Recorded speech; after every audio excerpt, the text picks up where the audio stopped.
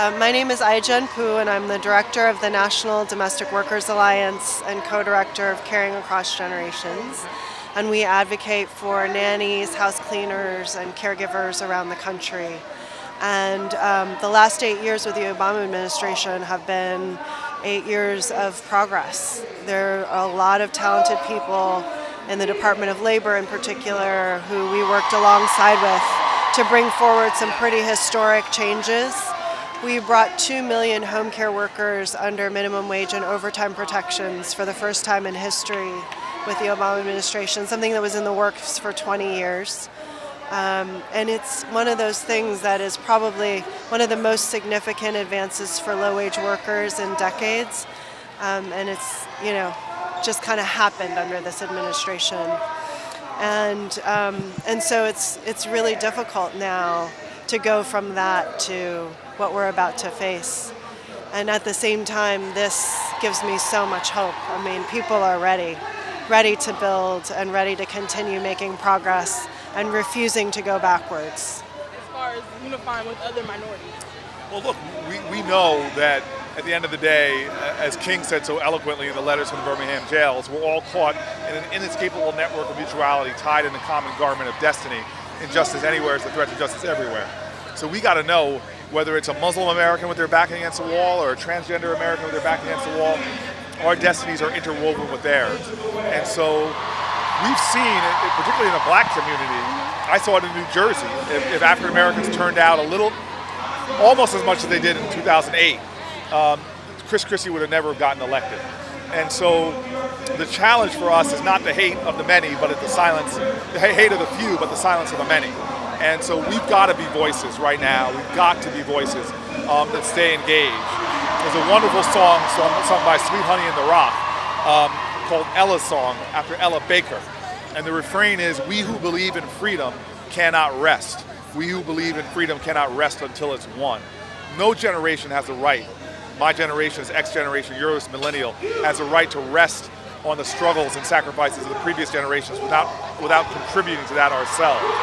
Every generation has to earn the freedoms that we enjoy, earn the rights. And if you don't, what's going to happen? Well, look what's happening right now. They're rolling back voting rights. They're rolling back civil rights. They're rolling back women's rights.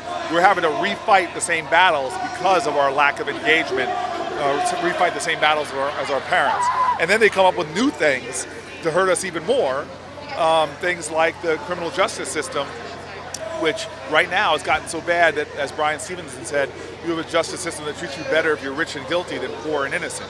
And so whether it's the explosion of the drug war in America, which has disproportionately affected poor people and people of color, or if it's an outright assault like we've seen in North Carolina on access to the polls, Americans have to decide, are we going to take this? Because you get the government you're willing to accept, or are we going to fight against it every single day? And we have the numbers. Remember, the majority of people don't support the things I've been talking about that Donald Trump is intending to do. Heck, the majority of people didn't even vote for Donald Trump. But when you have a reality where 77,000 voters across 3 states, Pennsylvania, Wisconsin, and Michigan, that's the difference that tipped this election. 77,000 people across 3 votes. But people say that's what's a differential. The reality is hundreds of thousands of people that were registered to vote in those 3 states stayed home. So we now have to decide, are we going to be passively complicit in what's going on in our country, or are we going to be actively resisting, fighting, and advancing the cause of our country? And I hope we choose, as a larger community, to fight. What many people failed to understand was that the change that we could believe in happened the day Barack Obama was elected president. Because what was understood on that day by my children, by your children, by all of the children whose parents may not have believed that they could shatter that glass ceiling, what happened to them that day opened them up to a reality that anything for them is possible so long as they get after it.